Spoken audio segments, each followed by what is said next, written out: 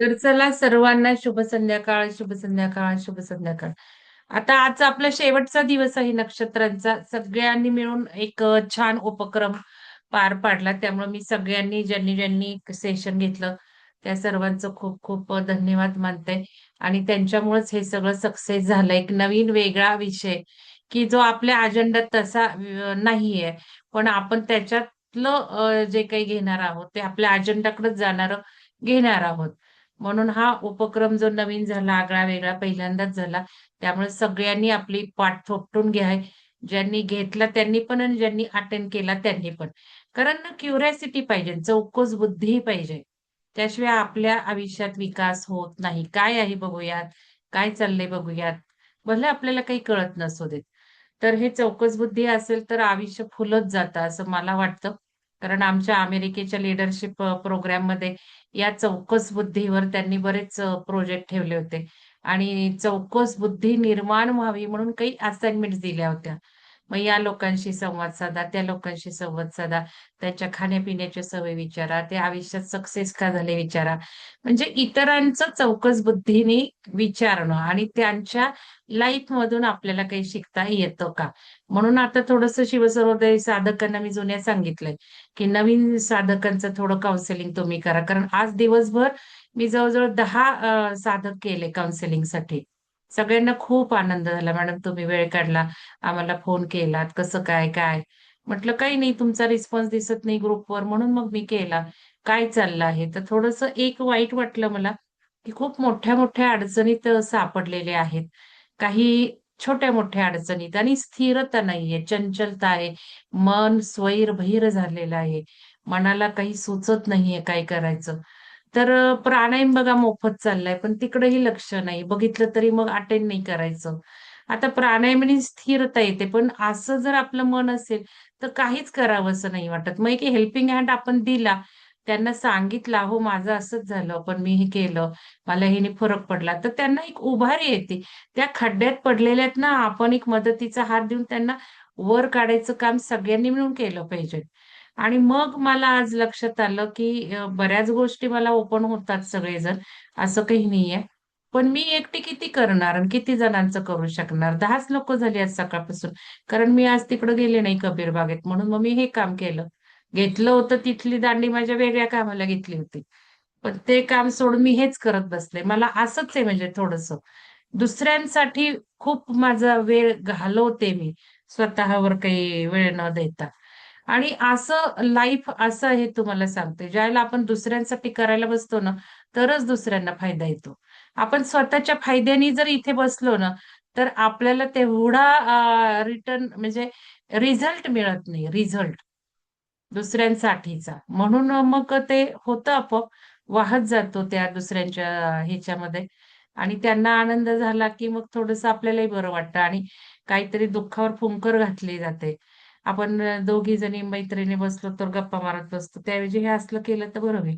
तर आज आपला अजेंडा आहे शतभिषा तारका आणि स्मिता मॅडम म्हटल्या, की हे नक्षत्र खूप चांगलं आहे ऐकण्यासारखं. पण त्यांनी पण ॲड करावं. जे कोणी ज्योतिषशास्त्राचा अभ्यास करतायत त्यांनी पण ॲड करावं. असं काही नाही. मला कारण यातलं काही कळत नाही. मी नुसतं कलेक्शन केलंय.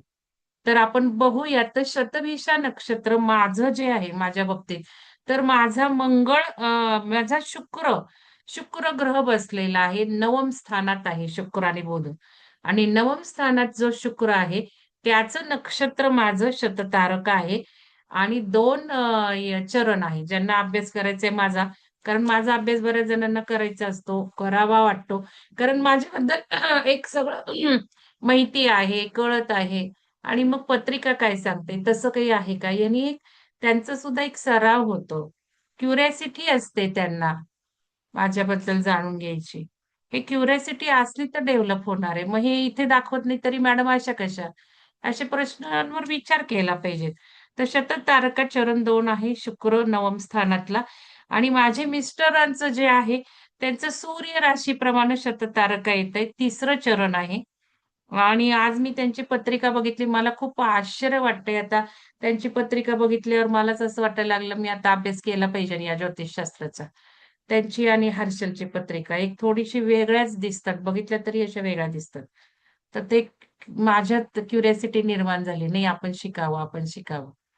तर त्यांचं कुंभ राशी सूर्य आहे, सूर्य राशीचा सूर्यरास आणि शततारका चरण 3 आहे. पण त्यांचा मंगळ सुद्धा शततारकामध्ये आहे आणि चरण 2 आहे. आणि भासहम काय आहे बघा, मी काल पण तुम्हाला विचारलं. नक्षत्र आपलं ज्योतिषशास्त्र शिकले त्यांना माझा प्रश्न आहे. काल मी विचारला होता, तुम्ही इंटरनेटवरही बघू शकता माहिती नसेल तर. मांदी, कारण जे ग्रहांचे कॉलम केलेत बघा, आमच्या पत्रिका एवढ्या एवढ्या आहेत, हे बघा. आणि हे पुष्कळ 20 वर्षाची पत्रिका आहे. खूप छंद आहे मला, खूप. आणि छंद म्हणजे मी आहारी नाही गेलेली, पैसा खूप घालवलेला नाहीये, पण आवड आहे. तर ह्याच्यामध्ये सगळं जे ग्रहांचं आहे, राशी, अंश, नक्षत्र, त्याप्रमाणे मांदी पण ग्रह दिलाय आणि भासहम पण दिलाय. तर त्यांचा तो पण ह्याच्यात आहे. भासहम काय आहे आय डोंट नो. तो पण शततारकामध्ये, म्हणजे त्यांचे 3 ग्रह शततारकामध्ये आहे. त्यामुळे माझ्याकडे ते शततारका नक्षत्र आलं. मी आज यांना म्हटलं, मी आता तुमचं गूढ सगळं बघणार आहे. समजून घेणार आहे. कारण बोलतच नाहीत, ते सगळंच गूढ आहे. तर आता हे शतभिषा नक्षत्र आपल्या साधकांपैकी बऱ्याच जणांचं आहे. आणि आता स्मिता मॅडम त्यावर बोलतीलच, की त्या म्हणाल्या, की हे ऐकण्यासारखं आहे. तर नावच बघा, शतभिषा. शत म्हणजे 100 आणि भिषा म्हणजे औषधी, औषध उपचार करणारा एक वैद्यक, हीलर. आत्ताच्या नवीन युगाप्रमाणे आपण त्याला हीलर म्हणतो. मग शतभिषा म्हणजे 100 वैद्यांची पॉवर असलेला हा नक्षत्र त्या व्यक्तीला पॉवर देतो. शतभिषा नक्षत्र 100 वैद्यकांचं कपॅसिटी असलेल्या या सगळ्या हिलिंगला, आरोग्याला, औषधोपचाराला, फुंकर मारायला, दुसऱ्यांच्या ऊर्जा ओळखायला, दुसऱ्यांच्या गाभ्यात काय आहे ते बघायला, हे सगळा मदत करतो. आणि माझा तो शुक्र मला यात मदत करतोय असं मला खूप स्ट्रॉंगली वाटतं. आणि मी तुम्हाला आधीच सांगितलं, माझ्या मिस्टरांचे वडील म्हणजे सासरे सुद्धा हे हीलिंग करत होते. सगळ्यांना मोफत हाडाचे ते करायचे उपाय, हाडं मोडलेली बांधून द्यायचे. माझ्या मिस्टरांना सुद्धा ते येतं आणि अतिशय सुंदर तो लेप आहे, की ज्याने हाडं जुळून येतात. आपला पिरॅमिड बघितला तर हीलरच आहे. पिरॅमिड बद्दल सांगितलंय सगळ्यांनी, की इथे हीलिंग खूप छान होणार आहे. आणि होतच. खूप रडतात तिथे, अश्रू बाहेर येतात. हीलिंग होतच आहे तिथे. ती एनर्जी आहेच आहे. तर म्हणजे नक्षत्र जे त्यांचे 3 आलेत, ते हीलिंग संदर्भात आलेत. आणि माझा एक आलाय. पण मग हे बांधणं, हे जे काम चाललंय ते कोणाचं? माझं नाही चाललं. त्यांच्या सोल कर्माला चाललंय. आणि विशेष म्हणजे त्यांच्या सप्तम स्थानातल्या ह्याचा शततारक आहे. म्हणजे सप्तम स्थान वैवाहिक संबंध आणि हे म्हणजे त्यांचं वैवाहिक जोडीदार असंच होता. शततारका दाखवतोय तो. तर असं मला वाटतंय. मला काही कळत नाही. पण एक जे काही मला असं वाटलं, त्यांच्या सप्तमात पडलाय. म्हणजे आलीच की जोडीदारीन हे सगळं करणारी असं. शततारकाचं असणारं. तर शततारकाचं हे आहे महत्वाचं. आणि गूढ कपॅसिटी आहे त्यांच्यात. इतरांना दिसणारच नाही, की या व्यक्तीमध्ये काय खदखदतंय, काय चाललंय, काय दोष आहेत किंवा काय मनामध्ये आहे, ऊर्जात्मक काय आहे, हे इतरांना कळणार नाही. पण या शतभिषा तारकाच्या नक्षत्राच्या व्यक्तींना कळणार आहे. तर बघा, कुंभ राशीमध्ये आहे, अधिपती ग्रह राहूच आहे. आता राहूचेच आलेत ना माझ्याकडे.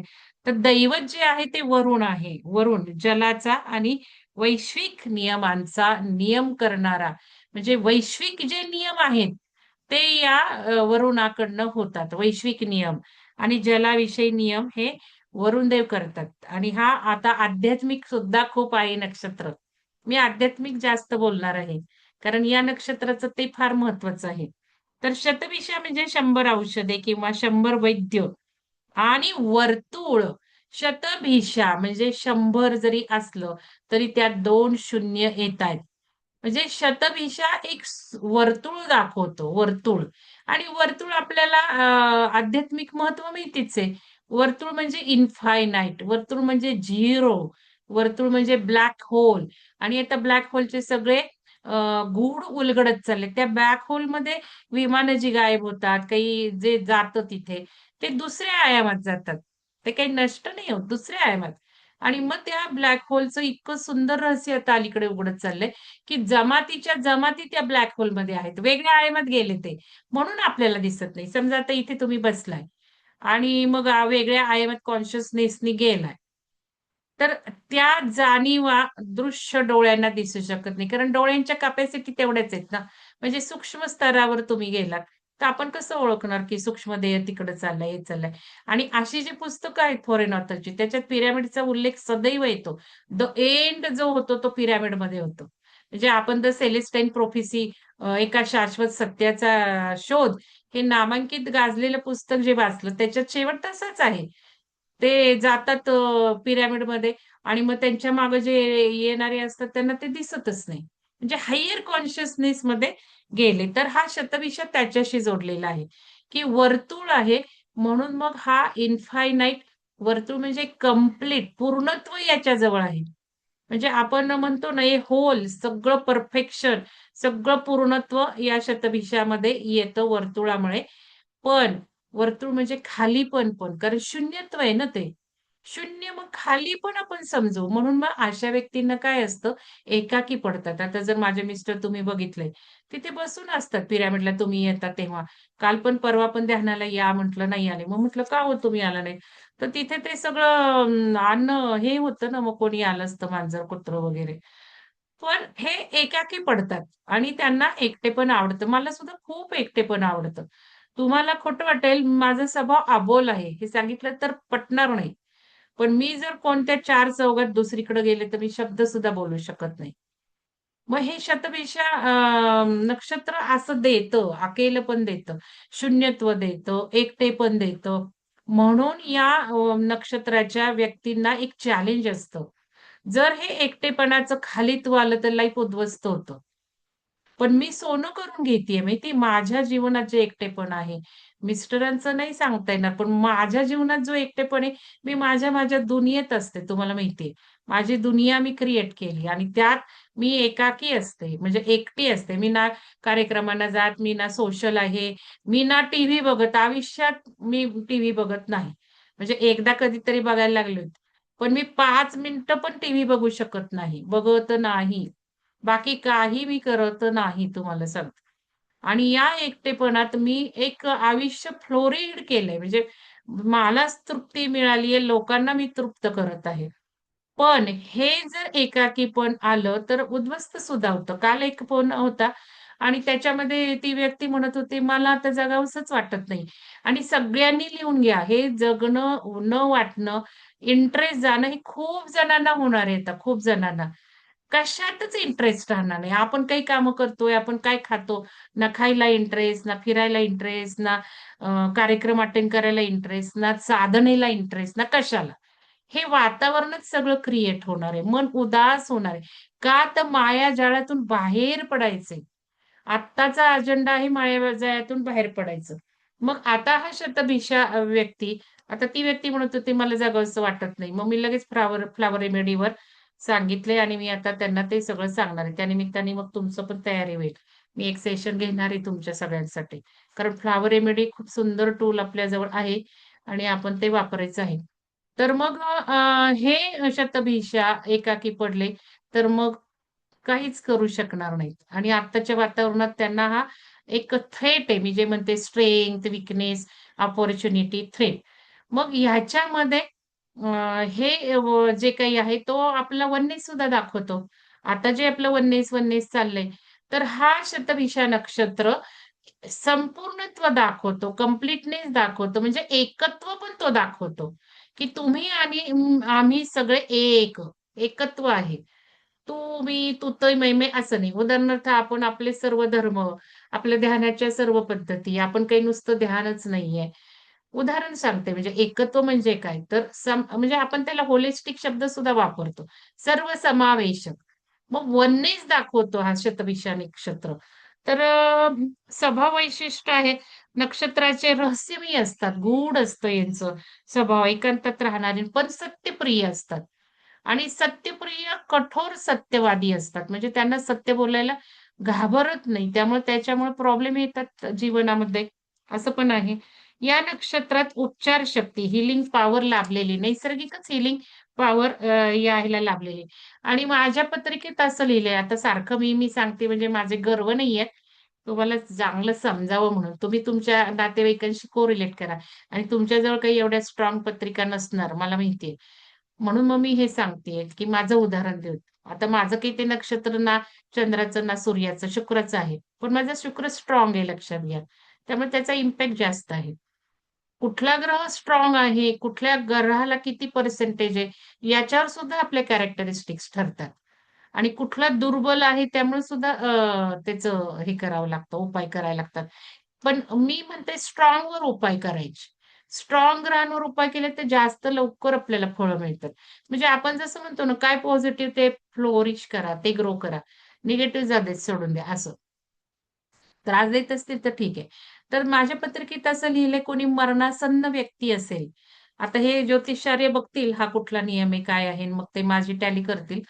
अ, एक मरणासन्न माणसाला जर मी भेटायला गेले किंवा मी जवळ बसले, तरी तो जगेल, त्याला आयुष्य मिळेल, असं माझ्या पत्रिकेत लिहिलेलं आहे. तर हे काम शतभिषा आपोआप करतं. भलं त्याने काही रेमेडी देऊ देत, नको देऊ देत, औषध नको देऊ देत, हे पॉवर त्याला निसर्गतः लाभलेली आहे. पण जावं का? माझ्या मनात तेव्हा प्रश्न आला, मग मी जायचं का भेटायला? मग कर्मात हात घातल्यासारखं. आता हे ठीक आहे, आपण काही जाणून-बुजून जाऊन असं करणार नाही. पण एक म्हणजे आपण हे सगळं शिकतोय म्हणून एक प्रश्न निर्माण आला. जायचं का नाही जायचं असं. उत्तम डॉक्टर असतात, वैज्ञानिक असतात, ज्योतिषी असतात आणि गूढ विषयांचं यांना अभ्यास करतात. आता मला तर हे खूप आवडतं सगळं. गूढ म्हटलं की मी पहिल्यांदा अट्रॅक्ट होते. मला खूप आवडतात त्या गोष्टी. कोणाला फसवू पाहत नाहीत. या व्यक्ती कोणालाही फसवणार नाहीत. आणि समाज कल्याण किंवा धर्मकार्यात पुढे असतात. बघा आता तुम्ही हेमंत सरांना जर इमॅजिन केलं तर तुम्हाला टॅली होईल. आणि 3-3 ग्रह मध्ये बसलेत. समाज कल्याण आणि मग प्रश्न येतो कोणाचं काम चाललंय? त्यांचंच चाललंय ना. माझं नाही चाललंय. त्यांच्या सगळ्याला मी साथ देतेय. समाज कल्याण आणि धर्मकार्यात पुढे असतात. रहस्यमयी उपचारक, हीलिंग आणि मिस्टिसिझम हे सांगितलं. एकटेपणातून बाहेर पडणे हा लेसन आहे. आता या व्यक्तींचं जे मी एकटेपण सांगितलं, तर त्यांना लाईफ लेसन हाच आहे, की तुम्ही एकटेपणातून बाहेर या. कारण एकटेपणात राहिलात तर लाईफ कुठेही जाऊ शकेल ना. मग व्यसनं निर्माण होतात, काय होतं. तर ह्यांना हे असं चॅलेंज आहे, की आणि या व्यक्तींचं असं आहे, की एकदा त्यांनी सुरू केलं काय, की ते व्यसनात मग्न होतील. म्हणून ह्यांनी दूर राहिलं पाहिजे, दूर. तर यातच खुश आहे. म्हणजे असं चालणार नाही, की जे चाललंय आयुष्य खुश आहेच आणि छान चाललंय. एन्जॉय होतंय असं म्हणून चालणार नाही. कारण हा थ्रेट आहे त्यांना. डेंजर अलार्म आहे, की तुम्ही एकटेपणात राहू नका. नाही तर मग एन्जॉय करा माझ्यासारखी. मी उदाहरण दिलंय तुम्हाला. म्हणून तुमची मुलं बघा, कोणाचे ग्रह असतील तर हे जरूर बघा आणि मग त्यांना एकटेपणातून बाहेर पाडायला काहीतरी उत्तेजित करा. मित्रांना बोलवा, कोणाला तरी बोलवा. मग अशा वेळेला ते रिलेटिव्हजमध्ये मिक्सअप होत नाहीत मुलं आणि बऱ्याच गोष्टी असतात. तर ते तुम्ही बघा आणि यातून बाहेर पाडणं आवश्यक आहे. वृक्ष यांचा कदम आहे. मग सुजाता मॅडमनी लावला होता. त्यांच्या घराण्याचा वृक्ष आहे म्हणून लावला होता. तर घराण्याच्या वृक्षाचंही खूप महत्त्व आहेच आहे आणि ते सुद्धा आपल्याला नक्षत्र झाडासारखं खूप फायदेशीर ठरणार आहे. एक-एक करत जाऊ आपण. पैशामागे धावत नाहीत. म्हणजे माझे मिस्टर आणि मी आम्हाला खूप हे रेझोनेट होतं. पैशामागं आमचं कसं आहे एखादी वस्तू ₹10 ची असेल तर आम्ही ती ₹100 ला घेतो. आम्ही कमी फारसं नाही करत, चौकशा करत नाही, काही नाही. ठीक आहे पैसेवाले किती गडगंज श्रीमंतवाले सुद्धा किती चिकट असतात. आणि पैसा, पैसा, पैसा करतात. तर तसं पैशामागं ही लोकं शतभिषाची धावत नाही. तुम्ही समजून घ्या. मुलांना कोण तुमचं आहे त्यांना समजून घ्या. त्यामुळे तुम्ही सुद्धा पैसा, पैसा त्यांना करू नका. आणि जे काही ठीक आहे, म्हणजे ओके आहे, करेक्ट आहे, त्याच्यामागे ही धावतात. म्हणजे वर्थ गोष्टींमागेही धावतात. त्यामुळे काय त्यांचं चाललंय, कशात वेळ देतायत तुम्ही बघा वर्थ आहे का? त्यामागे ती धावतात. एखाद्या व्यक्तीच्या गाभ्यातील सर्व ऊर्जा ओळखतात बघा. गाभ्यातील सर्व ऊर्जा ओळखतात. सदैव गतिमान असतात. आणि मला का कोरिलेट होतं एवढं कळत नाही. कारण सदैव कदाचित ज्येष्ठाचं सुद्धा असेल ते गतिमान, गतिमान म्हणजे मला असे स्लो वर्कर आवडत नाहीत, की ते असं काय किती वेळ चाललंय, पटकन करून मोकळं व्हावं ना. कुठल्याही गोष्टी असं वाटतात आणि मग पटकन मी करून रिकामी होते. आणि मला एक असं हे वाचल्यावर आठवलं, की समजा आम्ही टूरला गेलो, तर टूरला सुद्धा आम्हालाच सगळं पहिलं म्हणजे आम्ही ते करतो, झटकन करतो दोघं, पटकन करतो, पटकन गाडीतनं उतरणार, पटकन हात धुवून जेवायला बसणार. मग यावेळेला युरोप टूरला खूप कमेंट आल्या लोकांच्या. "ह्यांना काही नंबरच मारायचा असतो का पहिला नंबर?" तसं काही मनात नसतं, पण आवडत नाही, स्लोनीच आवडत नाही. तर हे मला वाचल्यावर मला आठवलं, "अरे अच्छा म्हणून आपण असं करतो का?" कारण त्या प्रश्नाचं मला उत्तर मिळालं नव्हतं. ज्यावेळेला कमेंट ऐकल्या, की ह्यांना काही पहिला नंबरच मारायला आवडतो का? मग त्यांनी कंप्लेंट केल्या टूर गाईडकडं. यांना शेवटी बसवा. मग बघू कसे पहिले येतात. म्हणजे जेलसी असते ना काही. असं पण असतं ना, मग लोकांना असं वाटतं, तुम्ही सीट का नाही बदलत? आणि आम्ही मात्र सीट बघूनच बुकिंग करतो तुम्हाला सांगते. आम्ही 2 नंबर, 3 नंबर नाहीतर टूर बुकच करत नाही आम्ही. कारण आम्हाला ते आवडतच नाही. काय माहिती मग मागं असेल तर ते स्लो उठणार लोकं. तर हे ओळखायचं सदैव गती प्रत्येक कामात आणि बदलावची ऊर्जा असते. म्हणजे सतत यांना चेंजेस आवडतात. म्हणजे परिवर्तन जे म्हणतो ना, की आपल्याला लाईफमध्ये बदलायचंय, आपले स्वभाव बदलायचे आहेत, पॅटर्न बदलायचे आहेत. बदल परिवर्तनशील हे खूप असतात. कालच सगळा कपड्यांचा एवढा गट्टा देऊन टाकला आणि लगेच मला फरक जाणवला सुद्धा. कारण गुरुजी म्हणतात, "तुम्ही कपडे कमी करा म्हणजे वातदोष कमी होईल." लगेच इम्पॅक्ट आला. काय माहिती काय लॉजिक असेल ते? किंवा आपण जे मनाने मी काय तेवढं मनाने असं खूप इंटेन्शन हे ठेवून काही केलं नाही. पण एक असं वाटलं आता एवढे ते म्हणतात आणि त्यांचं काही आपण पंचतत्वाचं ऐकतो. नसेल तर तुम्ही ऐका, खूप शिकायला मिळेल. फार सुंदर. म्हणजे जे काही आपण आता सनातनकडे चाललो, मग लाकूडच का वापरायचं? मग घरात तो पाटाच का असायला पाहिजे? तुम्ही ठेवा, वापरू नका. पण त्याचंही व्हायब्रेशन्स आहेत. हे आपण आता व्हायब्रेशन ओळखतो म्हणून कळतं. आणि मग आपण YouTubeवर बघतो आता पाटावर म्हणतात जाती लोकं ठेवायला लागली शो म्हणून. आणि मग ते काय करताना दाखवतात. फॅडच निघतंय अलीकडे. म्हणजे कॉपीवर खूप होतं. एकाचं बघितलं की दुसरे सगळं ते करतात. पण तसं यांचं नाहीये. यांच्यात बदल न्यायचं म्हणजे एखादं मी आता सुद्धा सांगितलं, "काय तुम्ही व्हिडिओ बघता, काय तुम्ही कॉपी करता." तुमच्या मनाने तुम्हाला विहंगमला तुम्ही जोडलाय. तुमच्यामध्ये एवढं क्रिएशन येणार आहे. तुमच्यात एवढं ओरिजिनॅलिटी येणार आहे, की जसं मी कार्यक्रम घेणाऱ्यांना सांगते, "अरे बसा, ती ऊर्जा करवून घेईल तुम्हाला. योग्य तेच करवून घेईल." आणि हे अनुभवतायत आपले साधक. ध्यानात सुद्धा अनुभवतात. ध्यान घेताना अनुभवतात, कार्यक्रम घेताना अनुभवतात. मग ह्या सगळ्या गोष्टी आपल्यामध्ये बदलाव आणणे हे या व्यक्तींना चांगलं जमतं.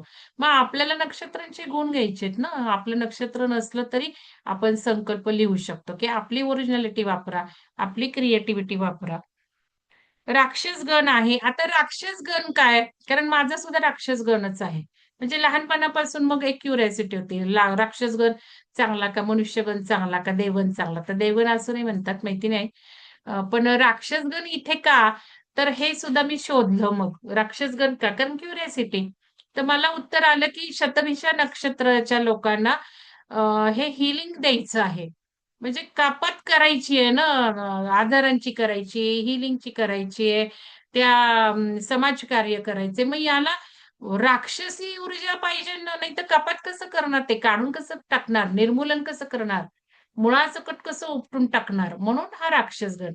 म्हणजे किती लॉजिक असतं बघा. इथे लिहिलंय फॉर तीक्ष्ण ऊर्जा म्हणजे खूप स्ट्राँग, तीक्ष्ण, हार्श ऊर्जा असण्यासाठी आणि समाज के लिए सेवा.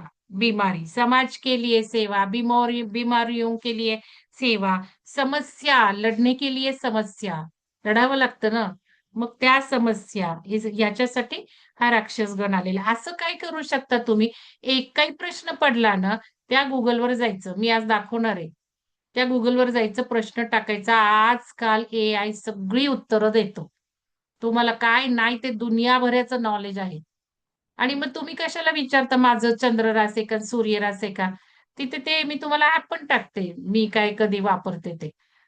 किंवा आपल्या जवळ आहेत हे टाकतील ॲप. त्या ॲपमध्ये तुमचं जन्मतारीख टाका, वेळ टाका. लगेच सगळं 100 पाणी पत्रिका येतात फ्री. किती 5 मिनिटं पण नाही लागणार शिकायला तुम्हाला आणि हे पत्रिका जाऊ देत. पण कुठलाही प्रश्न तुम्हाला पडू देत, कुठलाही लगेच टाकायचं. लगेच तो उत्तर देतो आपल्याला. आता अवघड नाही राहिलं आपल्याला हे पुस्तक चांगलं का ते पुस्तक चांगलं? आता जसं प्रणयमध्ये मॅडमनी विचारलं, की ज्ञानेश्वरी मला घ्यायची, मी चालली अप्रोचला. कुठलं घेऊ? लगेच तिथे इंटरनेटवर टाकायचं. ज्ञानेश्वरी कोणाची चांगली? सगळं येतं. याच्यात काय आहे, त्याच्यात काय आहे, त्याच्यात काय आहे. इतकं सोपं झालंय. आता चौकोनी मोठा फेस असतो, माठा असतो. माझे मिस्टर बघा, मी बघा. म्हणजे आकर्षक आखे असतात आणि तिखी नाके असतात. बाहेर निकला हुआ पेट. बघा आता किती रेझोनेट होतं. मी म्हटलं म्हणजे पोट सुद्धा तेच ठरवणार का? पोट सुद्धा ग्रहच ठरवणार आहे का? बाहेर निकला हुआ पेट. काय असतं बघा ना, म्हणजे आपल्या हातात काय आहे तसं बघितलं तर. कमी करू शकतो आपण. पण मग आर्किटेक्चर ऑफ हेल्थ स्वास्थ्य निर्माण करणे वाले दूसरों के लिए हां. मग पॅटर्नला ओळखणारी, लोकांच्या पॅटर्नला ओळखणारी. बिमारी का रूट म्हणजे आजारांचं रूट कॉज काय आहे हे ओळखतात. ह्यांच्या या सगळ्या हे आहेत. आणि समस्या जडापासून ही लोकं उपटतात दुसऱ्यांच्या. म्हणजे हे काउन्सिलर बनतील, हीलर बनतील. शारीरिक, मानसिक बिघडलेली अवस्था दुरुस्त करण्याची, शारीरिक, मानसिक बिघडलेली अवस्था असाधारण क्षमता यांच्यात आहे, ही दुरुस्त करण्याची.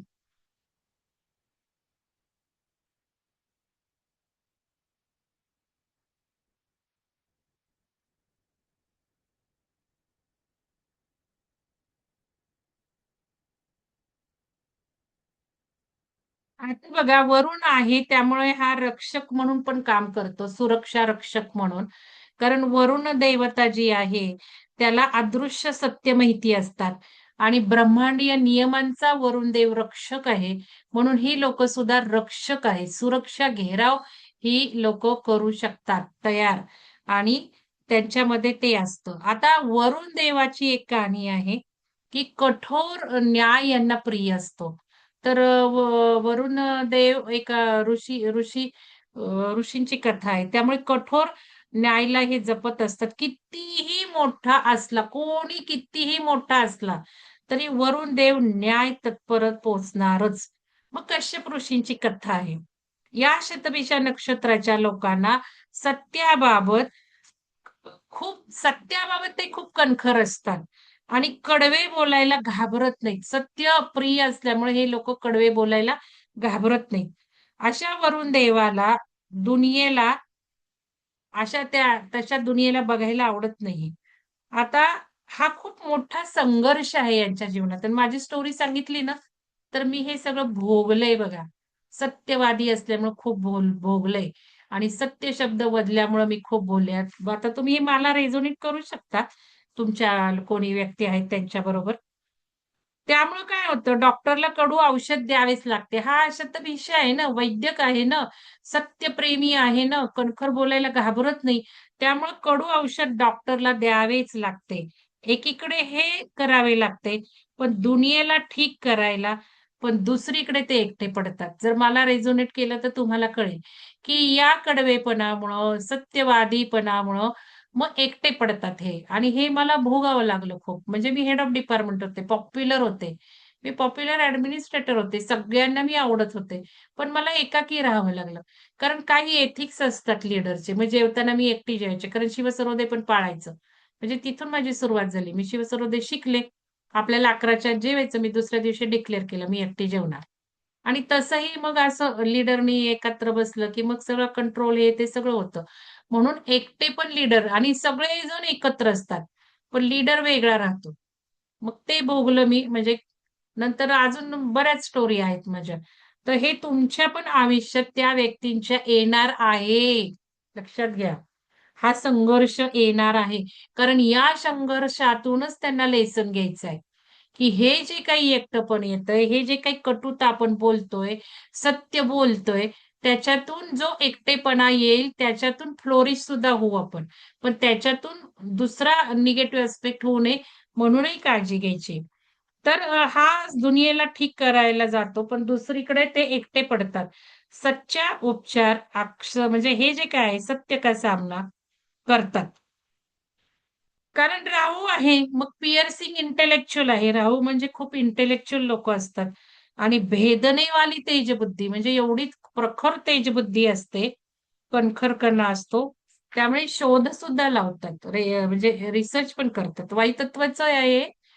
वायुतत्व कसं आला वरून म्हटल्यावर माहिती नाही. किंवा बघा चेक करा. समाजातील अशी रहस्य जाणतात, की इतरांच्या डोळ्यांना जाणवते. म्हणजे व्यक्तीच्या जीवनातली किंवा व्यक्तीबद्दल रहस्य जाणतात. पण समाजात सुद्धा काय आहे ते पण रहस्य यांना जाणवतात. करिअर आहे यांचं डाटा सायन्समध्ये काम करतात, सायबर सिक्युरिटीमध्ये करतात, एरोनॉटिक्स असतात, न्यूक्लिअर फिजिक्स असतात आणि मनोविज्ञान यांचं स्पेशल काम होऊ शकतं. आता उपाय काय दिलाय या नक्षत्राच्या ह्यांना? भगवान शिव, परत भगवान शिवच आले. वरुण देव असला तरी शिवच. महादेव यांचं त्यांनी शिवलिंगावर चंदन लेप करून हे करायचे. बुद्धी शांत ठेवायची आहे. आणि मंदिर जे आहे तिरु तिरुमंपुलर काय बघ तिरुपुमलर तिरुपुमलर हरावदेश्वर मंदिर. सूक्ष्म ऊर्जा संतुलित करण्याचे महाशक्ती केंद्र आहे. सूक्ष्म जे आपल्या ऊर्जा असतात, म्हणजे आपण जे ऊर्जा स्तर म्हणतो किंवा सूक्ष्म शरीर म्हणतो, त्याला संतुलित बॅलन्स करण्याच्या इथे महाशक्ती आहेत या देवळात. किंवा वरून साधना करू शकता किंवा संध्याकाळी पिंपळाच्या वृक्षाखाली तुपाचा दिवा लावू शकतात. ठराविक वेळी अंघोळ टाळायची आहे यांनी. ठराविक वेळी अंघोळ टाळायची आहे, नाहीतर वात होऊ शकतात असं आहे. तर या शतभिषा नक्षत्राचं काही राहिले का बघते मी. खगोलशास्त्र सुद्धा यांचं चांगलं असतं. आध्यात्मिक ज्ञान यांचं चांगलं होऊ शकतं. आणि आत्मपरीक्षणाचं हे सुंदर कार्य करतात शतभिषा. आत्मनिरीक्षण हे त्यांचं सतत चालू असतं. दिव्य ज्ञान असतं या लोकांना. आंतरिक शक्ती शुद्ध असते आणि सत्याच्या शोधाचं प्रतीक आहे हे. या व्यक्ती स्वातंत्र्यप्रिय असतात. म्हणजे त्यांना असं दुसऱ्यांचे निर्णय नाही आवडत. समजा तुम्ही मुलं असतील, मुलांना काही सांगितलं हे कर, ते कर, त्यांना नाही आवडत. आणि असं सांगितलं तर मग ते निर्णयावर ते विचारच करत नाहीत. त्यामुळं मला असं वाटतं, की असं हे ओळखून आपण मुलांना काही न सांगितलेलं बरं असतं. कारण आपण सांगितलं तर ते मुद्दाम करणारच नाहीत. कारण स्वातंत्र्यप्रिय आहेत ही नक्षत्राची मुलं. मग माझ्या मिस्टरांच्या बाबतीत सुद्धा सांगते. ऐकायचं तेच ऐकतात, नाहीतर नाहीच ऐकत ते. लोकांना असं वाटतं की नाही खूप. पण मी सोडून देते. मी काही त्यांना हट्ट करत नाही. एकदा सांगते झालं, नाही झालं आणि मला माहिती त्यांचं तेच खरं करतात. तर इथे स्वातंत्र्यप्रिय असतात हे. स्वतंत्र विचाराचे. कोणाचेही दडपण मानत नाहीत. कोणाचे दडपण नसते यांना. संशोधक वृत्ती आहेच आहे यांच्याकडे सांगितलं मी तुम्हाला आणि ते आकर्षित होतात संशोधनाकडे. मजबूत अंतर्ज्ञान आहे, रहस्यमय बुद्धिमत्ता, सिक्स सेन्स खूप चांगला असतो.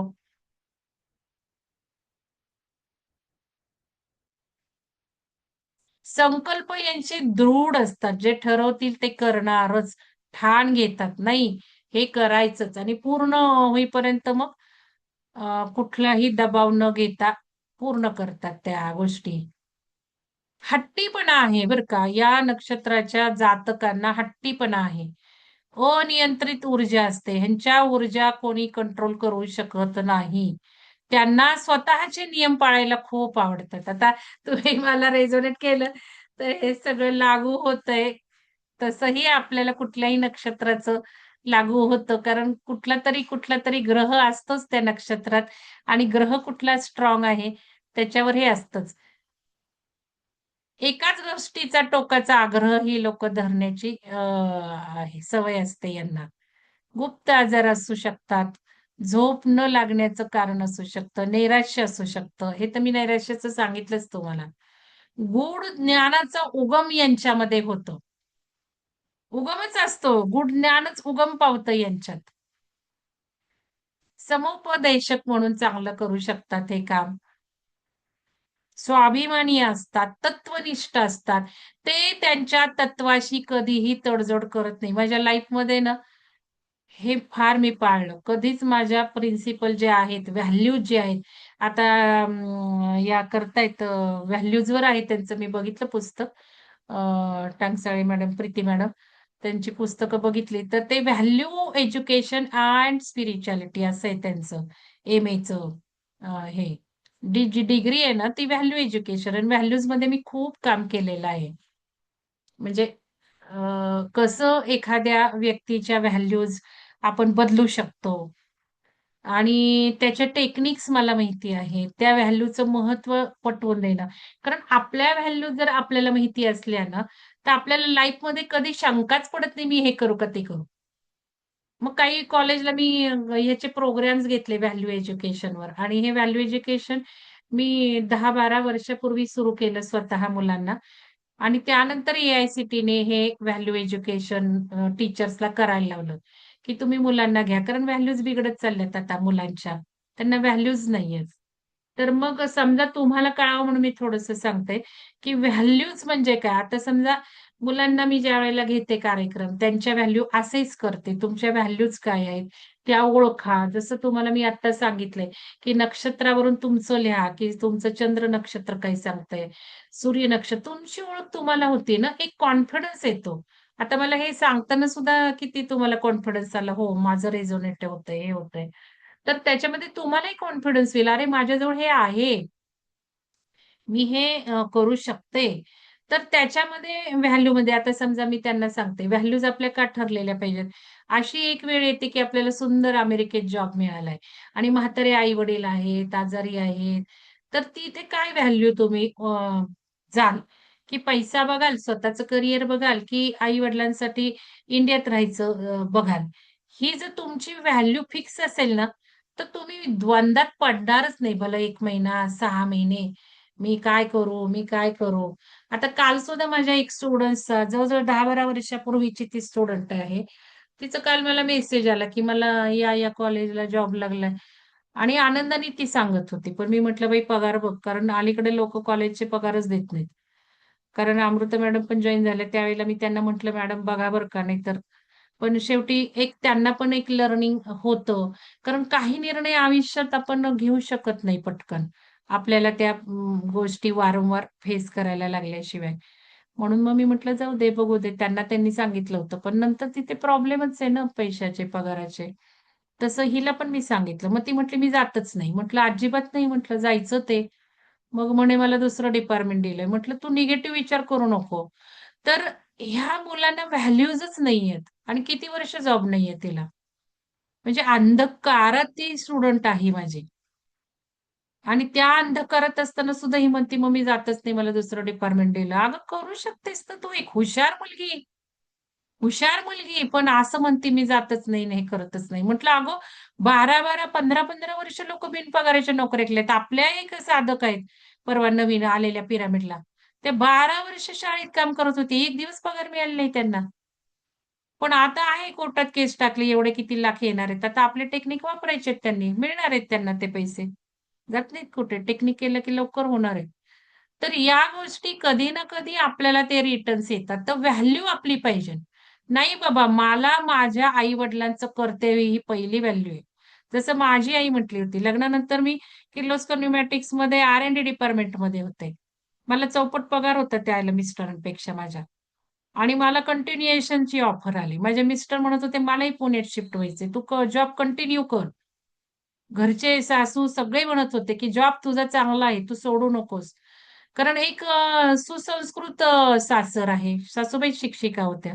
त्यामुळे त्यांना अभिमान होता माझा एवढा पगार, मी एवढी आर-एन-डी डिपार्टमेंटमध्ये काम करते. असं काही नव्हतं. आणि मग माझ्या आईने काय मला सांगितलं, माझी आई म्हटली, "तुझं लग्नाचं पहिलं वर्ष आहे. हे सासूचं वर्ष असतं 1 वर्ष. तुझं काहीच नाही याच्यात. तुला आयुष्य पडलंय करिअर आणि मी तुला काही घरात ठेवत नाही." कारण लग्न झालं होतं ते नगरला होते आणि मी पुण्यात राहत होते. मला आईने सरळ असं सांगून ठेवलं, "मी तुला घरात ठेवणार नाही. हे वर्ष सासूसाठी काढ." ह्या झाल्या व्हॅल्यूज. मग या जीवनात आपल्या ठरलेल्या पाहिजेत. पण व्हॅल्यूची नावं काय आहेत? प्रामाणिकपणा आहे किंवा सत्य, प्रियवादी आहे. हे व्हॅल्यूज सगळ्या आपल्या ठरल्या पाहिजेत. आपण त्या ठरवल्या पाहिजेत. त्याच्यामध्ये आपल्याला 1 नंबरची व्हॅल्यू कुठली? 2 नंबरची व्हॅल्यू कुठली हे ठरलं पाहिजे. म्हणजे कुठंच कधीच शंका येत नाही, डिसिजन घ्यायला वेळ येत नाही. तर याच्यात मला जाता-जाताही सांगायचंय, आपल्या तत्वांशी कधीही तडजोड करत नाही. माझ्या लाईफमध्ये खूप मला थ्रेटनिंग करणारे प्रसंग आले. शह देणारे. तुमचा जॉब घालवतो, तुमचं असं करतो. मी कोणालाच बदले नाही, कारण माझं तत्वांना मी प्रामाणिक होते. मला खोटं नाटक काही करायला आवडत नाही. एखाद्याला पास करा, एखाद्याला असं करा, तसं करा, हे लाईफमध्ये मी केलं नाही. श्रम खूप घेतले. मुलांना शिकवून एक-एक त्याला समोर बसून सगळं शिकवून त्यांना तसं पास केलं. तसे त्यांना मार्क जास्त दिले, पण वाईट मार्गाने नाही. तर हे सगळ्यांनी तुम्ही सुद्धा तुमचे व्हॅल्यूज ठरवा. या नक्षत्राच्या कार्यक्रमातून आपल्याला काही ते नुसतं बघायचं नाही, आपल्या व्हॅल्यू तरी ओळखा. तर निगेटिव्ह ट्रेट्स पण यांचे सांगितलं तुम्हाला, की एकाकीपणा असतो. चिंता असतात यांना, सतत चिंता असतात किंवा अनपेक्षितपणे जीवनात दुःख येतात, अनपेक्षितपणे संकट येतात. मग माझं उदाहरण जे बऱ्याच लोकांच्या आयुष्यात असतं. मुद्दाम माझं सांगते, की तुम्हाला एक उदाहरण मिळतील, की ज्यावेळेला आयुष्यात आपण पीकवर असतो ना, शिखरावर असतो. म्हणजे मी माझ्या वडिलांना म्हटलं होतं, की मी स्वर्ग सुख अनुभवतीये आणि माझ्या जीवनात मी काय मिळालं नाही असं काहीच नाहीये. आणि त्यावेळेला इतकी तृप्त माझं आयुष्य होतं, इतकं सुखासीन होतं. टॉप शिखरावर मी काम करत होते आणि धाडकन कोसळावं लागलं मला, धाडकन. तर ह्यांच्या पण जीवनात असे येतात आणि बऱ्याच जीवनांच्या लोकांच्या जीवनात हे येतं. टॉपला गेलं की तो खाली आणि हा नियम आहे, सृष्टीचाच नियम आहे. ती सायकल असते साइन वेव्ह. वर, वर, वर, वर जायचं, खाली, खाली, खाली यायचं. वर, वर जायचं, खाली, खाली यायचं. पण खाली गेल्यानंतर उठायचं असतं ना वर.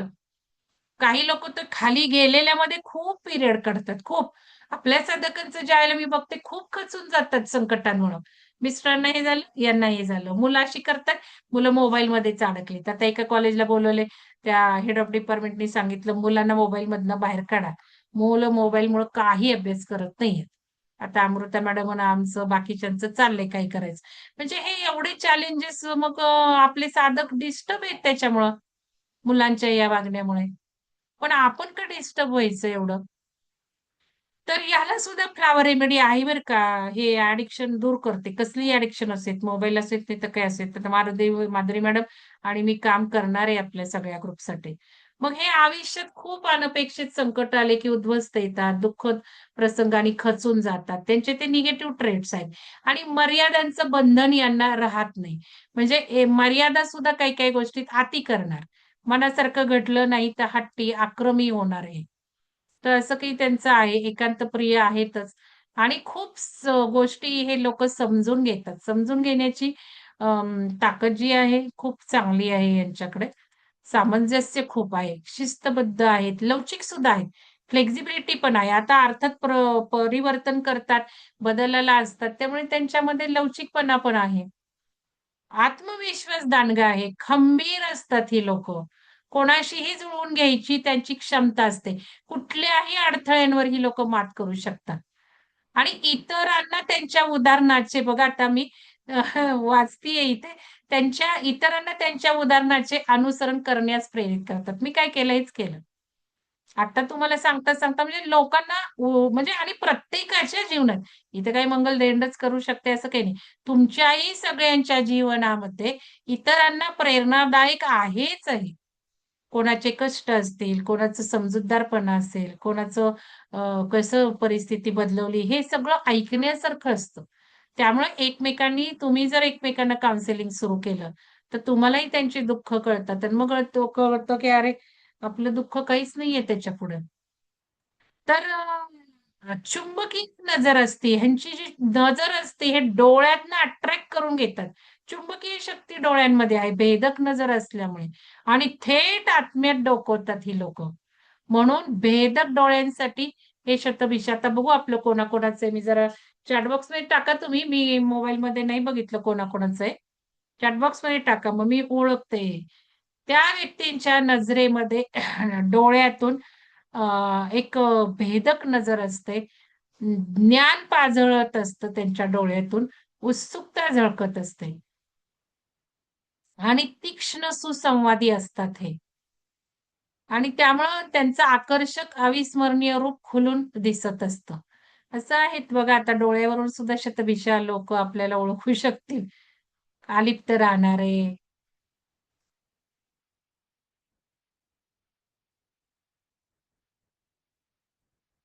ठीक आहे आता झालं. अजून काही राहिलंय का बघते मी. आता बघा जोड्या. आपल्याला जोड्या बघायच्यात ना वैवाहिक जीवन तुमच्या मुलांसाठी असेल तर. आता हे सगळं केलं, तर अनुराधा नक्षत्र आणि स्वाती नक्षत्र यांना उत्तम ठरेल.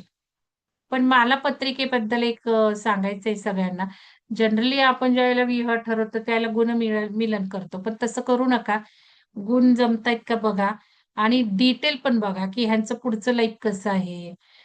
ॲडिक्शन आहे का? नशा असणार आहे का? दुसरं वैवाहिक विवाहाबाहेर संबंध असणार आहेत का? होते याला काही महत्व नाही. होते चालू शकतं. पूर्व आयुष्य जाऊ देत. पण पुढच्या लाईफमध्ये कारण अलीकडे हे खूप प्रॉब्लेम वाढत चाललेत. आता साधकांच्या एक ह्याच्यामधनं मला खूप कळतं. कॉलेजला सुद्धा मी काउन्सिलर होते ना.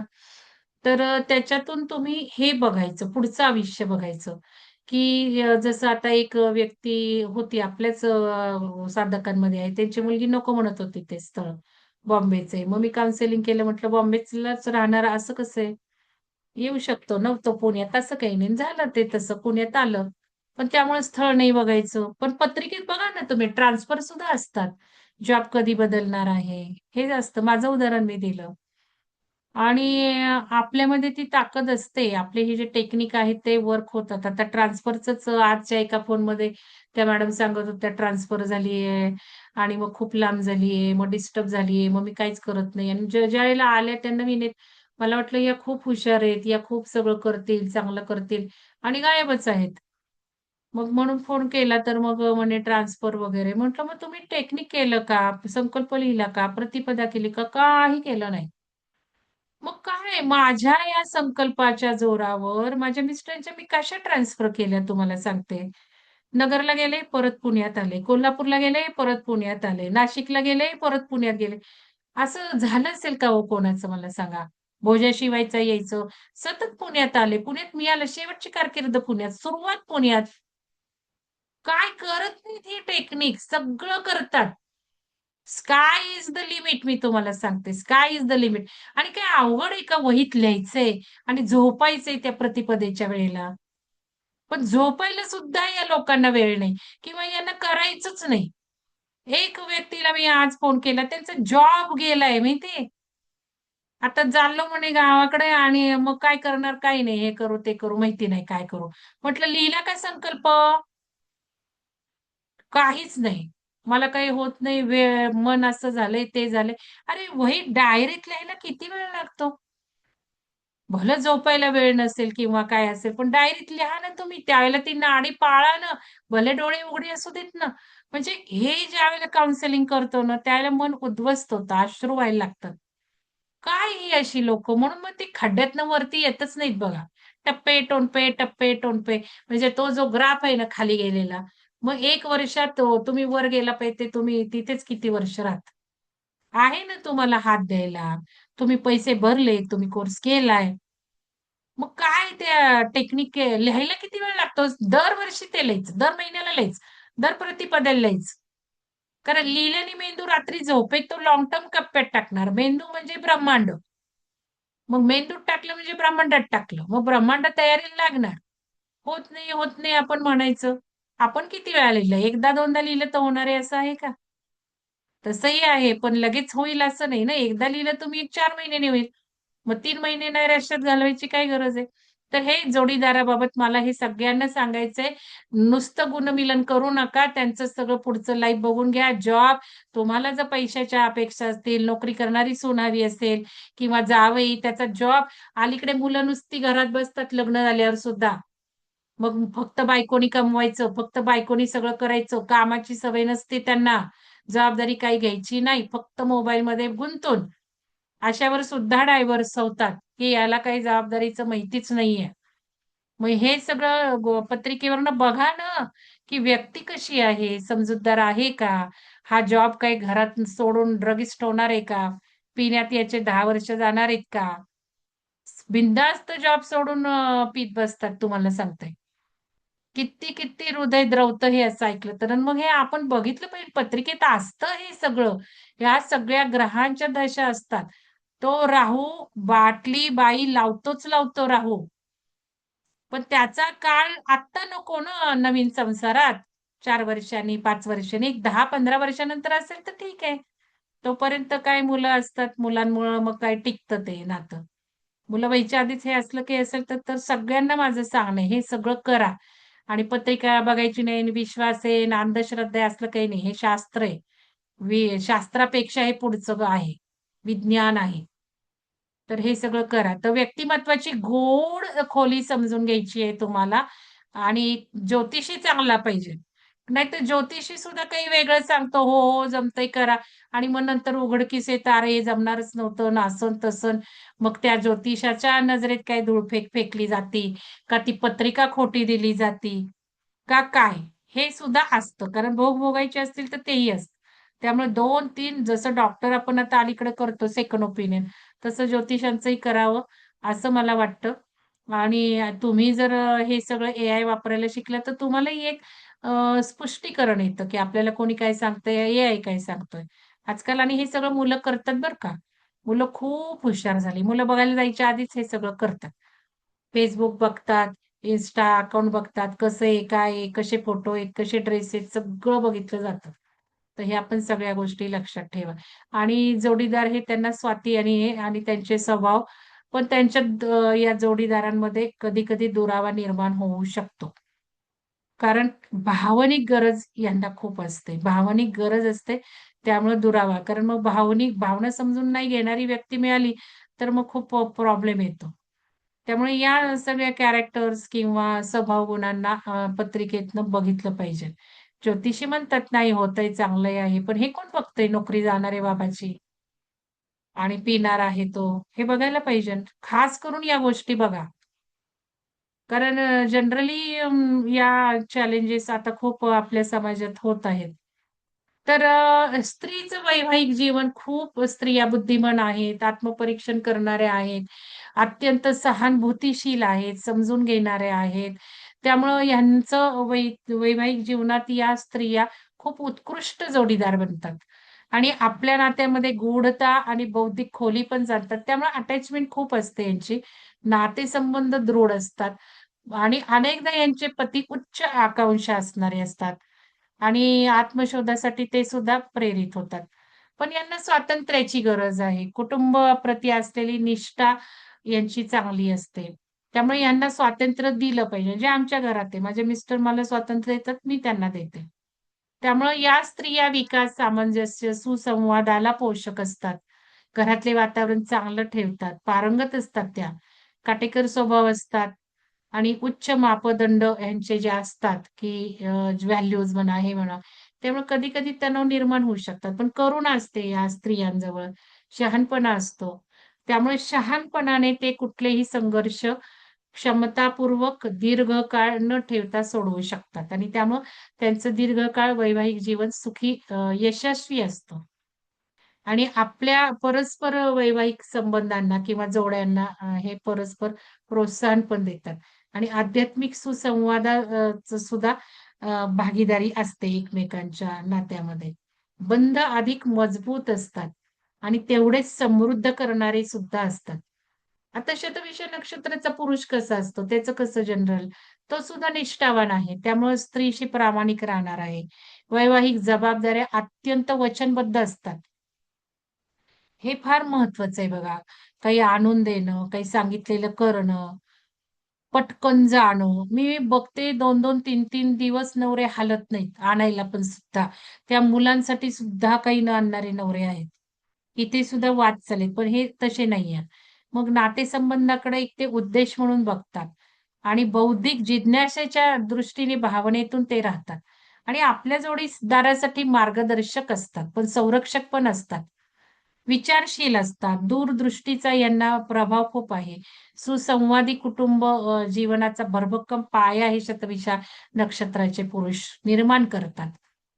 आणि जोडीदाराबद्दल कमी आत्मपरीक्षण असतं. म्हणजे जोडीदाराचं इतकं सूक्ष्म गूढता जाणून घेणं, असलं काही यांच्याकडे नसतं. संशयवृत्ती काही नसते त्यांच्याकडे. स्वतःच्या आत्म्याचा शोध घेतात, पण दुसऱ्याचं असं नाहीये, जोडीदाराचं असं नाहीये. मी म्हंटल ना, मग हे स्वतः स्वातंत्र्यप्रिय दुसऱ्यांना पण देतात.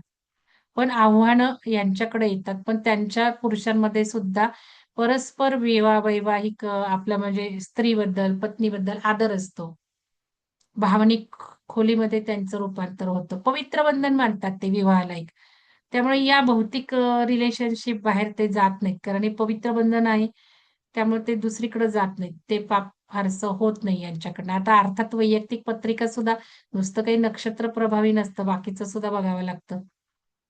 तर हे असं आहे शतभिषाचे पुरुष.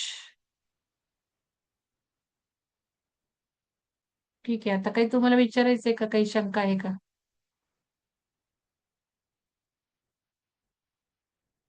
काय विचारायचं आहे? शंका काही ऍड करायचंय का? स्मिता मॅडम आहेत का? काही ऍड करता का? तुमच्या दृष्टिकोनातून काय आहे? श्वासाचे रोग होतात बरं का. रोगाबद्दल जर बघितलं तर युरिनरी इन्फेक्शन, पोटाचं किंवा श्वासासंबंधित यांना रोग होतात. मॅडम एकदम एक सखोल मिनिट. अभ्यास एकदम अग्नीश्वरार छान. मंदिर म्हटलंय बरं का. अग्नीश्वरार मंदिर, तिरुपुगलर, तामिळनाडू ते. हा बोला मॅडम. हा, एकदम छान अभ्यास पूर्ण सांगितलं व्यवस्थित. जे काही म्हणजे हे तसेच काय ऍड रिलेट करायचंय असतात का? सर. हा. हं. आणि हे पण श्वासासंबंधी होतात, वातविकार पण होतात, संधिवात वगैरे त्यांना सूज येणे, निद्रानाश असे पण थोडेसे त्यांना होतात, हे हं. हृदयासंबंधी आणि ह्याचे असे विकार. हं. चांगलं सांगितलं मॅडम, छान माहिती दिली अगदी. शुक्र पण आम्ही जेव्हा तुम्ही जे म्हणलात ना की नुसतं मॅच मेकिंग, मी तरी म्हणजे मी असं सांगत नाही, असं ह्याचा काही भाग नाहीये, परंतु मी वैवाहिक सौख्य बघते, विवाह योग नाही बघत. जे तुम्ही छान आहे. म्हणला ना मॅडम, हा, की हं. मॅरिड लाईफ त्यांचं पुढचं कसं जाणार आहे हो. ह्याच्यावरूनच पत्रिका हे करते. कारण लोक काय करतात, फक्त काही विवाह लोक योग. गुणांवर जातात, ते जाऊ नका. हा, नाही, मी नाही तशी बघत, मी नाही तशी बघत मॅडम. बरोबर, छान. सगळ्यांनी बघा, तुम्ही जे काम करताय ते का आवर्जून बघा. कारण मग जसं वकील पण अलीकडे काउन्सिलिंग करतात. घटस्फोटाला आले तर वकील पहिल्यांदा काउन्सिलिंग करतात. वकील तडजोड करण्याचं सगळं आणि सांग. शततारका किंवा राहूची जी नक्षत्र आहेत ना, शुक्र समजा कुठल्या नक्षत्रात, तर हो. जोडीदार लहान असणे, मोठा असणे, इंटरकास्ट असणे, बऱ्याच गोष्टी अशा आम्हाला रिलेट होतात. जे पण ते लोकांना चांगलं पत्रिका. शकतं ना, ते काही वाईट हा. नाहीये ना, ते नाही ठीक नाही, आहे. असं काही नाहीये. आपण हे हा. आधी सांगू शकतो, किंवा पत्रिका आमच्याकडे येतात आणि लोक काही खरं सांगत नाहीत. पत्रिका हा आरसा असतो, मग आम्ही सांगतो तुमचं इंटरकास्ट मॅरेज आहे, मग ते नंतर मान्य करतात. पण हे सगळं कळतं मॅडम असं, कारण हो. जोडीदार हा थोडासा असा असू शकतो. पण काही वेळेला कसं आहे ना, ज्योतिषांना समजा आता गुण 30 जमले, तर ज्योतिषांना असं वाटतं वाईट कशाला सांगायचं, असं वाटतं ना. पण ते सांगायला पाहिजे ना, की बाबा हा नंतर काही करणार नाही, अर्थार्जन होणार नाही, असं दिसते. काय हरकत आहे सांगायला? कारण पहिल्या 10-15 वर्षात जर हे होणार असेल, तर सांगायला हवंय ना.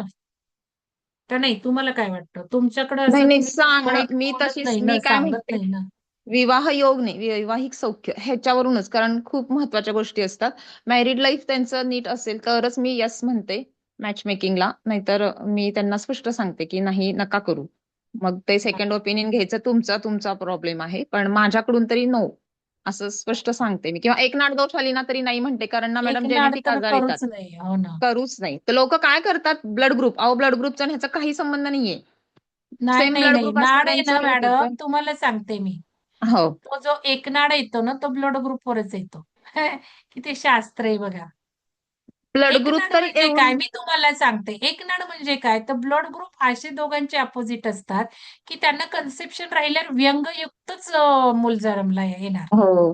कारण ब्लड ग्रुप मधनं त्यांचे जे काही तयार होतात ना आतमध्ये, ते एकमेकांना मारक ठरतात त्या गर्भाला. आणि जेनेटिक पण येतं म्हणून मग ते थोडस. ब्लड ग्रुप आणि एकनाड, हे मला वाटतं एकनाड म्हणजेच ब्लड ग्रुप बघणे. आम्ही हा, ठीक एकनाड आहे. दोष हा वातपित्त कफानी बघतो थोडासा, ते नाही, कुठल्या पण तो ह्यानी आहे ब्लडवरही असं. असावा. हम्म. हा. त्यामुळं शक्य, हा, म्हणजे आणि फक्त निगेटिव्ह पॉझिटिव्हला अपोज करतो आम्ही, कारण सेम ब्लड ग्रुप पण असं काही हो. हे नाही घडत एवढं, परंतु मग ते निगेटिव्ह निगेटिव्ह पॉझिटिव्ह नको. पॉझिटिव्ह म्हणजे एकनाड असेल ना? मग तसं होऊ शकतं, आता ते एवढं बघत नाही, पण नसावाच ना निगेटिव्ह पॉझिटिव्ह, शक्यतो हो. नकोच आहे हो. असं. हो. ठीक आहे. धन्यवाद स्मिता मॅडम. यांचा मंत्र यांनी ओम वरुणाय नमः म्हणून जप करावा यांचा. आणि प्रसिद्ध व्यक्ती डॉक्टर बी.व्ही. रमन मिळालं मला. आणि गोविंद आपला सिनेमासृष्टीतला हिरा. आणि स्टारसीड जर बघितलं तर सिरियन स्टारसीड आणि अँड्रोमिडियन आणि प्लियाडियन पण आठवतं. म्हणजे यांना गुणधर्म आढळतात. सिरियन स्टारसीड लिहा तुम्ही. स्टारसीड कडे जायचंय ना आपल्याला. मग स्टारसीड सिरियन, अँड्रोमिडियन आणि प्लियाडियन. आपल्याला काही हे असं स्टारसीड सुद्धा करायचे ते वेगळ्या गोष्टीसाठी करायचे. तर अजून काही राहिलं का पॉइंट बघा.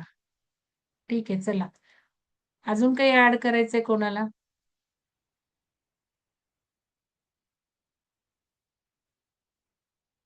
प्रीती मॅडम आहेत का? हा. Hello Snehal madam. मॅडम. हा बोला. मॅडम मी प्रीती बोलू. बोला ना, ऍड काही करा, काही हॅलो. सांगा. हा हा हा मॅडम, पहिलं म्हणजे तुम्ही छान सांगितली माहिती. माझ्या आईचं हे चंद्र नक्षत्र आहे, शततारका म्हणजे अरे कुंभरास वा होती छान तिची. की. हा आणि आता तिला जाऊन आता 16 तारखेला 1 वर्ष होईल आणि मला ते सगळं आठवलं थोडं जरा, मी अगदी रडले सुद्धा. म्हणजे ते सगळं आठवलं तुम्ही सांगताना. तिचे गुण सगळे, ती म्हणजे तशीच होती ती, फार शिस्तीची होती, स्वच्छतेचा अतिरेक करायची, आध्यात्मिक पण होती. पण मॅडम तिला ती सोशली होती खरं म्हणजे ती दोन्हीचा बॅलन्स ठेवायची. म्हणजे अशी एकटी अशी कधी नसायची ती, म्हणजे तिच्या नचायची. हा मग कामातल्या तेच ना, वेळेत अगदी बाकीचे बरोबर. पण इन्फ्लुएन्स हा. असतो ना. बाकीच्या ग्रहांचा पण, कारण तिचं सिंह लग्न होतं, आणि लग्नी ग्रह होते त्यामुळं म्हणजे ते म्हणजे परत पत्रिकेप्रमाणे काही गोष्टी, पण बऱ्याच गोष्टी मॅच झाल्या मॅडम, तुम्ही सांगितलेल्या अगदी. मला अगदी ते सगळं माझ्या डोळ्यासमोरून गेलं. खूप चॅट छान बॉक्स सांगितलं मध्ये तुम्ही. टाका आता कोणाकोणाचं होतं हे नक्षत्र. आणि चॅट बॉक्स मॅडम मध्ये टाका जरा मला बघू द्यात. मॅडम अजून एक शततारका नक्षत्राबद्दल असं सांगितलं जातं की शततारका नक्षत्र जेव्हा असेल की नाही कॅलेंडरमध्ये, काय तेव्हा म्हणताय मॅडम? हा, अजून एक हा मॅडम शततारका नक्षत्राबद्दल म्हणजे त्याचा वापर करताना असं सांगितलं जातं की जेव्हा कॅलेंडरमध्ये किंवा पंचांगात शततारका नक्षत्र ज्या हा दिवशी ते असेल की राहिलं नाही, सांगायचं. हा हा त्या दिवशी इलेक्ट्रिक वस्तू खरेदी करू नये असं सांगितलं जातं, कारण ते राहूचं हा नक्षत्र आहे ना. राहूच म्हणजे असतं ना. थोडस त्यामुळं करू नये असं सांगितलं जातं. फसवणूक होण्याची शक्यता असते म्हणजे बरोबर, इलेक्ट्रॉनिक ते वस्तूच्या राहिलं काय बाबतीत. करायचं काय नाही, हा पॉइंट राहिला. नाही, बाकीचं छान सांगितले मॅडम सांगते ना तुम्ही. मी, मला हे जरा बघायचं होतं आपण काय कलेक्ट केलंय, काय राहिलंय. पण ते फोनच करत बसले मी. म्हटलं जाऊ देत असं. तुम्ही आहातच ना आणि सांगायला, म्हणून मग मी म्हटलं नाही आहेत हम्म. आपल्या बरोबर. तर हे बघा, शतभिषा नक्षत्र असताना निसर्गात काय करायचं काही नाही. नूतन मॅडमचं सूर्य राशीप्रमाणे आहे. तुम्हाला टॅली झालं का? नूतन मॅडम, सुजाता मॅडम म्हणतात की हो, त्यांच्या 70-80% मिस्टरांचं आहे झालं. आणि 90% टॅली झालं. नूतन मॅडम तुमचं किती टॅली होतंय? 70-80% झालं मॅडम. हा 80% झालं. हो. मेन नक्षत्र कुठले पकडायचे असा तुमचा क्वेश्चन आहे. चंद्र राशीचं जास्त रेझोनेट होतो. बरोबर आहे. आपल्याला जन्म नक्षत्र जास्त इन्फ्लुएन्स करतं. मग जन्म नक्षत्र म्हणजे चंद्र राशीचं नक्षत्र. म्हणूनच मी तुम्हाला म्हटलं की तुम्ही पण बघा ना, कुठल्या राशीचं नक्षत्र तुम्हाला जास्त टॅली होतंय. हा प्रश्न दिलाय. तुम्हाला सगळ्यांना प्रश्न दिलेत. सविता मॅडमनी लगेच मोहिते मॅडमनी काम केलंय. किती सुंदर त्या धावून येत आहेत बघा. त्यांनी लगेच तुम्हाला प्रश्न टाकले. ते सगळं वापरा. तारीख दिलीये तोपर्यंत करायचं आहे ते. आणि सुलक्षणा मॅडम कोऑर्डिनेटर आहे. त्यांना पाठवून द्या वैयक्तिक. तुमचं जे काही लिखाण आहे त्या प्रश्नांची उत्तरं ते त्यांच्याकडे पाठवा. मग आम्ही दोघे मिळून ठरवू कोणाकोणाला स्टार सीड कार्यक्रमात घ्यायचं. तो असा पैसे आहेत नाहीत अजून काही ठरवलं नाही. पण सिलेक्टेड लोकांसाठी सिलेक्टेड ज्ञान राहील. कारण उच्च ज्ञान आहे परत ते. त्यामुळे आणि तिथून तुमचा प्रवास आहे. त्यामुळे तुम्हाला थोडं काम करायचंय ना, मग तुम्हाला पुढे जाता येणार.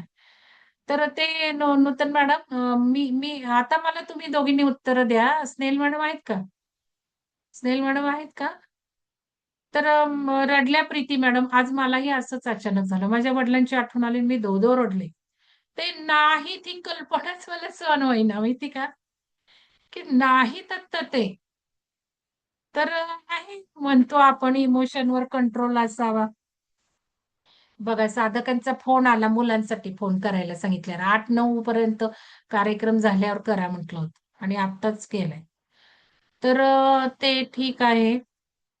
माझा प्रश्न आहे की स्नेल मॅडम आहेत का? नाहीतर मग स्मिता मॅडम आणि प्रीती मॅडम तुम्ही सांगा, की मग हे माझं शुक्राचं नक्षत्र असून मला काय एवढं रेझोनेट झालं? कारण नूतन मॅडमचा प्रश्न आहे, मग कुठल्या राशीप्रमाणे बघायचं? ते तुम्ही सांगा.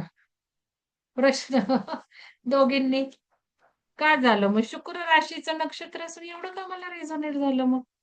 मी बघते माझी शुक्राची पॉवर किती आहे. हा थांबा हा. ते मला सापडणच. तुम्ही दोघे काही सांगू शकाल का काय एवढं टॅली झालं?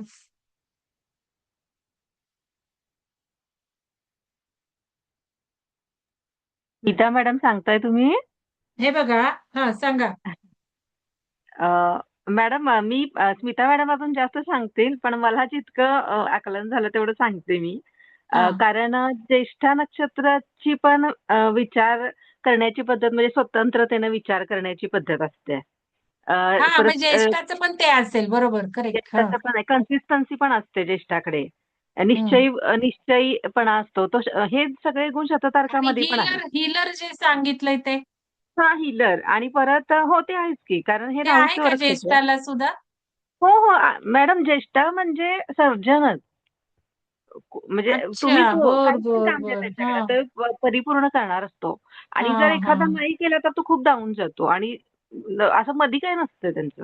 म्हणजे आता जे बघितलेत मी ज्या व्यक्ती तर आणि परत टेक्निकल गोष्टींची आवड शततारकामध्ये पण आहे, ज्येष्ठामध्ये पण आहे. म्हणजे त्यामुळे ते बर. तुमचे समान गुण असल्यामुळे तुम्हाला ते हा मॅच बरोबर, तो एक पॉइंट आहेच आहे. आणि मी बघितलं नक्की. आता माझ्या शुक्राचे पर्सेंटेज, तर हं. तो माझा 3 नंबर पॉवरफुल आहे. 3 नाही बरं. 4 नंबर आहे. 4 नंबर आहे म्हणजे आहेच आहे की हं. नवग्रहांपैकी. भाग्यात आहे ना मॅडम तुमचा शुक्र. हम्म. तो तुमचा पंचम स्थानाचा अधिपती भाग्यात गेलाय. नाही नाही त्यामुळं नवम स्थानात आहे. हा म्हणजे म्हणजे मॅडम मॅडम तेच सांगते. हां. बरोबर आहे. भाग्यस्थानात म्हणजे मी काल जे सांगितलं माझ्या हं. शुक्राबद्दल आणि बुधाबद्दल, हस्त नक्षत्रातला म्हणजे जो हे होता माझा बुध आणि शुक्र, तर लाईक धिस तसंच आलेलं आहे. पंचम स्थान, हं, नवम हं. स्थान, येस. असं हे जे स्पिरिच्युअल म्हणजे असं हा आपण म्हणतो 1, 5, 9 खूप ते छान. त्रिकोण असतात. तर त्याच्यानंतर म्हणजे हा शुक्र पण ना एक विद्या आहे. ती गूढविद्याच देतो. म्हणजे दैत्यगुरुच म्हणतो की नाही आपण शुक्राचार्याची, ती गूढविद्याच आहे. म्हणून आता हं. माझाही अच्छा. पंचमातला शुक्र ते देतो आणि म्हणून मॅडम राहू आहे ना हिलर आहे. हं. तुमचा एक तर मी हं. काल सांगितलं की नंबर नंबर रिलेट होतोच आपला. माझा आता 7-3चं कॉम्बिनेशन आहे मॅडम, तुमचं 4-2चं कॉम्बिनेशन आहे. 2 पण हिलर असतं, 7 हिलर, 4 सुद्धा खूप गूढविद्येशी आहे. म्हणून हे नक्षत्र तुम्हाला सेवा ती तुम्ही घेतली असं आलं. आणि शततारका आहे खूप हुशार आणि म्हणजे नाही का राहू आहे ना शेवटी, आरद्रा, शततारका, स्वाती. माझा राहू स्वाती नक्षत्रातला आहे. म्हणजे तिथे पण आलं ना बरोबर 6th हाऊस मध्ये माझा राहू आहे. म्हणजे मग तिथे असं हे रिलेट होतात अहो नक्षत्र. समजलं तुळेचा समजलं. राहू. हा हे इथं आता तुमचाही ना वायू तत्वाच्या राशीतला राहू म्हणजे तुमची कुंभ राशीतला राहू म्हणजे खूप हुशार आणि असं सगळं ते होतं आणि गुढविद्येशी कारक होतं. हे सगळं रिलेट होतं. त्यामुळं राहू आपण एवढ्या हलक्यात नाही घ्यायचा. खूप तो देतो राहू. राहू दे. रवीपेक्षा देणारा कोण आहे ना तर राहू आहे. माझ्या मिस्टरांच्या एकादशम म्हणजे मी स्थानात आहे राहूवर जर मॅडम बोलले राहू. ना तर खूप बोलेन. हो. माझ्या मिस्टरांचा एकादश 11व्या घरातला राहू आहे बघा. लाभातला राहू खूप चांगला असतो मॅडम. लग्न कुठलं आहे त्यांचं? त्यांचं लग्न सिंहच आहे. राशी सिंह पण सिंह. लग्न. भारी. हा म्हणजे राशी पण सिंह. मिथुनेचा भारी. राहू आहे ना. मला प्रीती मॅडम म्हटल्यानं राजा आहे राजा, म्हणजे तसेच आहे ते खूप दोन्ही. चांगला असतो राशी पण मिथुनेचा. सिंह आहे आणि लग्न पण सिंह आहे. अरे वा, खूप सुंदर. खूप कल्पना सुंदर. मॅडम म्हणतात तुमची आहे. कल्पना मॅडम किती रेझोनेट झालं. हा धन्यवाद स्मिता मॅडम. काही बोलायचंय का, अजून राहिलं का स्मिता बरोबर मॅडम? आहे मॅडम. मला सांगितलेलं राहू सगळं. बद्दल पण द्यायला आवडेल. श्रद्धा कदम म्हणतात माझ्या मुलाचं आहे. तुम्हाला किती रेझोनेट झालं? आणि कल्पना मॅडमचं आहे हे. सुजाता मॅडमच्या मिस्टरांचं आहे. ललिता मॅडमच्या मुलाचं आहे. सूर्यराशी प्रमाण आहे. बघा किती रिलेट झालं. विचार करा, समजून घ्या. 100% आहे. अगदी जसं तुम्ही सांगितलं तसंच आहे. हो ना मुलाचं? म्हणजे आपल्याला जर बॉडी पेन होत असलं आणि आजारी असलं, औषधी त्याच्या हाताने घेतली की माणूस लवकर बरा होतो. अगदी हा 8 दिवस लागणार असते तर 2-3 दिवसातच तो ओके होतो. आणि छान इतकं छान कॉलेजमधून दुरून येतो आणि त्याला सांगितलं काम तर लगेच जाणार, लगेच काम करणार. बाहेरचे सुद्धा. माझी छान काळजी चला घेते. चला काय म्हंटलय का कोणी मला ऐकायला नाही आलं. चला धन्यवाद सगळ्यांना.